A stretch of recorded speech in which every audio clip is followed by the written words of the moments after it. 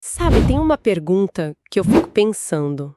O que faz uma empresa, aqui no Brasil, atravessar um quarto de século sem nunca ter um ano de prejuízo? É uma pergunta excelente. Porque não foi um período fácil, né? A gente está falando de um tempo que teve, sei lá, a bolha das empresas.com, a crise financeira de 2008, que foi global. A nossa recessão interna pesadíssima de 2015 e 2016. Exato.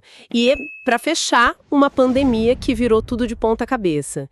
E hoje a gente vai se debruçar sobre um levantamento que achou um grupo bem pequeno de empresas que conseguiram essa façanha. Exato.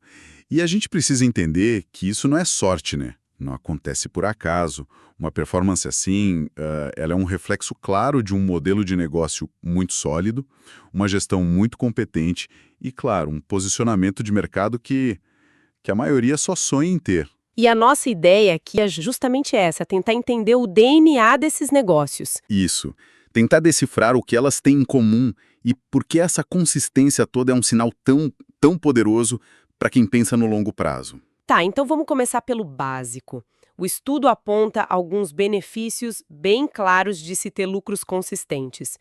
O primeiro, que é o mais óbvio, é ter menos volatilidade nos resultados, né? A empresa entrega, não importa muito o cenário. Certo. Mas o segundo ponto, que diz que a cotação da ação tende a seguir os lucros, isso não é um pouco simples demais? O mercado no dia a dia é tão caótico? Não, essa pergunta é ótima, porque no curto prazo você tem toda a razão. O mercado é um maníaco depressivo, como dizia o Benjamin Graham. Uhum. O humor muda, uma notícia de Brasília assusta e o preço de uma ação excelente pode cair 30% em um mês. Mas a gente está olhando para uma janela de 25 anos. A horizonte de tempo muda tudo. Muda tudo. Nesse período, a irracionalidade, o pânico, a euforia, tudo isso tende a se anular. O que fica, o que sobra no final, é a capacidade real da empresa de gerar caixa, de gerar lucro. A cotação pode até descolar do lucro por 1, 2, 5 anos, mas em 25 anos é quase impossível. Entendi. Uma hora a realidade bate na porta. Uma hora a realidade se impõe.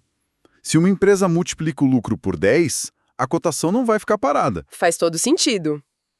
E os outros dois pontos seriam uma consequência disso, então. Se os lucros são previsíveis, os dividendos também são. Exatamente. Se a empresa tem lá a política de distribuir, sei lá, 40% do lucro, e esse lucro é constante e crescente, o dividendo que cai na conta vai ser também. E isso leva ao quarto ponto, que é mais Direto. psicológico, né? A confiança. E a tranquilidade é saber que mesmo com toda a instabilidade do país, aquela parte do seu patrimônio está em negócios que, historicamente, dão um jeito de gerar resultado. E tem um dado estatístico no material que eu achei, nossa, impressionante para ilustrar isso. O que é fascinante ali é a probabilidade. Os números mostram que uma empresa que acumula 11 anos seguidos de lucro, ela tem 95% de chance de ser lucrativa de novo no ano seguinte. 95%? É quase uma certeza. É quase uma certeza estatística. Agora, olha o outro lado. Uma empresa com 11 anos de prejuízo tem só 8% de chance de virar o jogo. A diferença é brutal. Caramba! Isso meio que desmonta aquela ideia romântica de procurar a empresa que tá mal das pernas e que vai dar a grande virada, sabe? Na maioria das vezes, infelizmente, quem destrói valor continua destruindo. Certo, o passado não garante o futuro, mas ele dá umas pistas bem fortes. Vamos então para a lista das empresas?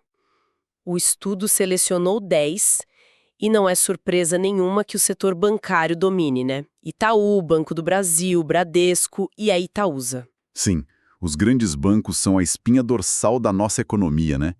Eles têm uma capacidade imensa de gerar lucro em qualquer cenário, mas cada um tem sua história. Pois é. Vamos pegar o Itaú, por exemplo. Hoje o pessoal olha o dividendo e fala, nossa, 12%.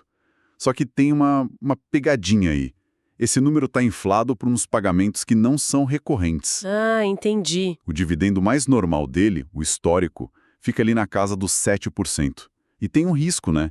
Se a política de distribuição, o payout, voltar para os níveis mais baixos, perto de 30% do lucro, esse rendimento pode cair para uns 4%. Ou seja, tem que olhar o filme todo da política de dividendos, não só a foto do momento. Exatamente. E no caso da Itaúsa, o resultado de longo prazo é absurdo. Um retorno de quase 5.000% nesse período, contra uns 1.000 do Ibovespa. É uma máquina de compor capital. A gestão da holding é muito eficiente para pegar os dividendos do Itaú e de outras empresas e realocar, gerando mais valor ainda. Agora, se a gente olha para o Banco do Brasil, a história muda um pouco. Sei. A palavra que vem à mente é volatilidade. Imagino que, por ser um banco estatal, ele seja mais suscetível aos ciclos políticos, econômicos. Exatamente. Tanto o lucro quanto a cotação dele dão solavancos grandes. O histórico mostra que, em crises agudas, não é raro a cotação do Banco do Brasil cair 50%, 60%. Nossa, A queda recente, de uns 24% desde o pico perto do histórico, é até pequena. Por isso, os estudos mostram que uma faixa de preço ali entre R$ 15 e R$ 18 por ação seria uma região de compra extremamente atrativa. comprar quando o pessimismo está no máximo. Exato. Pensando nesses ciclos. E para fechar os bancos, o Bradesco. Pelo que eu vi, o destaque ali não foi tanto a volatilidade, mas a consistência dos pagamentos, certo? Isso. O gráfico de proventos do Bradesco, somando dividendos e juros sobre capital próprio, ele parece uma escadinha, sabe? Sobe um degrau, fica um tempo, sobe mais um. Uhum. Mesmo em anos de crise, eles mantiveram essa disciplina de remunerar o acionista. E vale lembrar que o JCP é bem brasileiro, né? Para o investidor, é dinheiro no bolso, mas para a empresa, tem uma vantagem fiscal. Certo. Essa consistência na distribuição mostra uma filosofia de gestão muito voltada para o acionista. Ok.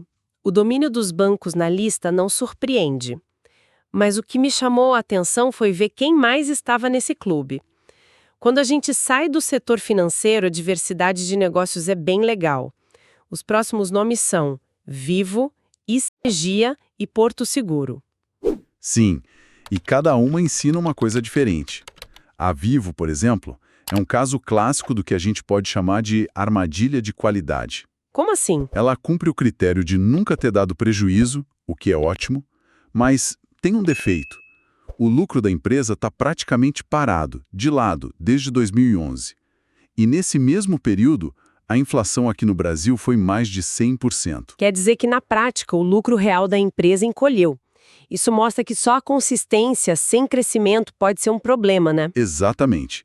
E isso bate direto na avaliação da empresa. Hoje, a Vivo está sendo negociada a um múltiplo de quase 18 vezes o lucro. Para uma empresa que não cresce, parece um pouco caro. Faz sentido. Não é à toa que a análise mostra algo crucial. No caso da Vivo, o que salvou o retorno final de perder para a inflação foi o reinvestimento dos proventos. Quem só segurou o papel e gastou os dividendos ficou para trás. Entendi. Já a estratégia do setor elétrico parece ser o oposto. Uma história de crescimento e retorno espetaculares. Estrondoso. A gente está falando de um retorno de 13.000% desde o ano 2000.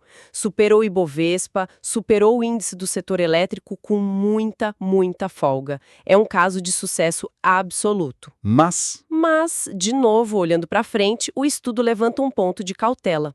A empresa vai ter uma perda de receita importante de concessões antigas que estão acabando. certo. Para compensar, ela está fazendo investimentos gigantescos em novos projetos. O problema é que isso aumenta a dívida, aumenta os custos e pode apertar as margens e os lucros futuros. O desafio é manter a rentabilidade nesse novo ciclo. E fechando esse trio, temos a Porto Seguro. Outro caso de performance muito forte, com 4.000% de retorno desde o IPO. E aqui tem um detalhe que eu acho impressionante. Se a gente pegar só a valorização da cotação da Porto Seguro, sem reinvestir um único centavo de dividendo, o retorno foi de 1.300%. Uau! Esse número, sozinho, já é mais que o dobro do retorno total do Ibovespa no mesmo período, e o Ibovespa, nesses 569%, já está considerando o reinvestimento de todos os dividendos. Caramba, isso é incrível. Mostra que o próprio negócio gerou um valor imenso, muito além só da distribuição de lucros. Exatamente. Mostra a força do modelo de negócio, da marca, a empresa conseguiu crescer, ficar mais lucrativa e o mercado reconheceu isso no preço da ação de um jeito espetacular. Agora vamos para os últimos nomes da lista. Com duas histórias de crescimento bem diferentes e uma lição importante sobre o comportamento do mercado. Estamos falando da Cepar e da WEG. O caso da Cepar é uma aula sobre a diferença entre preço e valor. Os dados mostram que a cotação da empresa teve quedas brutais em vários momentos. Em 2008, na recessão, de 2013 a 2016, de novo em 2022. Uhum. Mas o curioso é que, enquanto o mercado entrava em pânico e vendia as ações, os lucros da empresa... Continuavam crescendo. É aquele ditado, o mercado tem a emoção e o fundamentalista tem a calculadora. Perfeito. É como se você tivesse uma casa que te paga um aluguel cada vez maior. Aí em 2008 o mercado diz que sua casa vale metade, mesmo o aluguel subindo. Quem olhou para o aluguel, que é o lucro, e não para o preço do vizinho desesperado? Fez um negócio espetacular. Exato.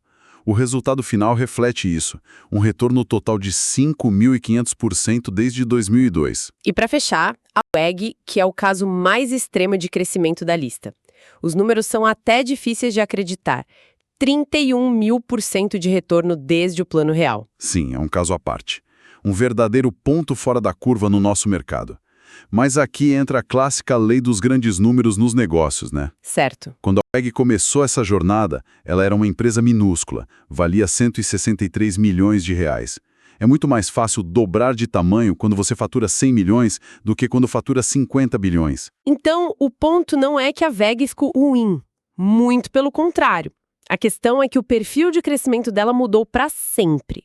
O foguete virou um transatlântico. Exatamente essa imagem. Ela continua sendo uma empresa fantástica, uma referência global, mas a magnitude do crescimento do passado é, muito provavelmente, irreplicável. O desafio agora é outro. Então, o que tudo isso significa no fim das contas? A gente tem 10 empresas excelentes, de setores diferentes, cada uma com sua história, mas todas com essa genética de lucro sem interrupção. O estudo foi além e fez uma simulação, não foi? Foi. E é aqui que a gente conecta tudo. Eles criaram uma carteira teórica, bem simples. Pegaram essas 10 empresas e colocaram um peso igual de 10% em cada uma no começo do período. E o resultado nos últimos 10 anos foi um retorno de 389%. E como isso se compara com o resto do mercado? Superou com folga. No mesmo período, o Ibovespa, que é a nossa principal referência, rendeu 267%. E essa carteira também superou o CDI, que é a referência da renda fixa. Interessante. Isso demonstra o potencial de uma estratégia que não tenta adivinhar a próxima Amazon, sabe? Mas que foca num conjunto de negócios com uma capacidade comprovada de gerar lucros de forma consistente ano após ano. No fim, o que essa análise toda nos mostra é que, ao longo de décadas incrivelmente turbulentas da nossa economia, a consistência nos lucros foi um indicador muito poderoso de qualidade, de resiliência e, claro, de geração de valor no longo prazo. É um lembrete de que por trás de cada código que pisca na tela existe um negócio de verdade. Exato. E sabe o que eu fico pensando para a gente fechar?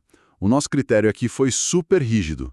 Empresas que nunca tiveram prejuízo em 25 anos. É a elite da elite. Uhum. Mas... E aquelas que talvez tiveram 1 ou 2 anos ruins durante uma crise severa, como a de 2015, mas que saíram dela ainda mais fortes, mais eficientes? Será que um critério um pouco menos rígido, Pois é. um critério que permitisse um tropeço pontual num cenário extremo, será que ele não poderia revelar um outro grupo de empresas com um potencial de longo prazo, talvez até maior? Este é um resumo sobre as verdadeiras fortalezas da nossa bolsa. Aquelas raras empresas que não tiveram um único ano de prejuízo nos últimos 25 anos. De acordo com nossos estudos, um grupo bem seleto de empresas conseguiu manter lucros positivos por um quarto de século, mesmo com todas as crises que a gente viu. Isso mostra modelos de negócio, extremamente resilientes. Primeiro, a consistência é a chave. Nós identificamos 10 grandes empresas que nunca fecharam no vermelho desde o ano 2000. A gente está falando de gigantes como Itaú, Banco do Brasil, Bradesco e também nomes como WEG e Porto Seguro. Superar a crise de 2008 e a pandemia sempre no azul, isso mostra uma gestão muito, muito competente. Segundo, nem tudo são flores, e é preciso analisar caso a caso. O lucro do Banco do Brasil, por exemplo, costuma ser mais volátil. Uma faixa de preço considerada atrativa para uma análise mais a fundo seria ali entre R$ 15 e R$ 18. Já a Telefônica Vivo, embora sempre lucrativa, cresceu abaixo da inflação na última década. Então fica a dúvida, né? O preço atual compensa? E, finalmente, o desempenho histórico foi forte, mas o futuro exige cautela. Uma carteira simulada com essas 10 empresas teria um retorno bem superior ao do Ibovespa. A WEG, por exemplo, valorizou mais de 19.000% desde 2000. Mas, claro, um crescimento tão explosivo assim dificilmente vai se repetir na mesma escala. Em resumo, investir em empresas com lucros consistentes cria uma base sólida, mas analisar o momento e o preço de cada ação continua sendo fundamental. Esse estudo não constitui nenhum serviço de análise ou recomendação. Este é o mercado de renda variável, bolsa de valores, onde o risco é inerente, toda e qualquer decisão é de cada investidor. Um abraço e até a próxima.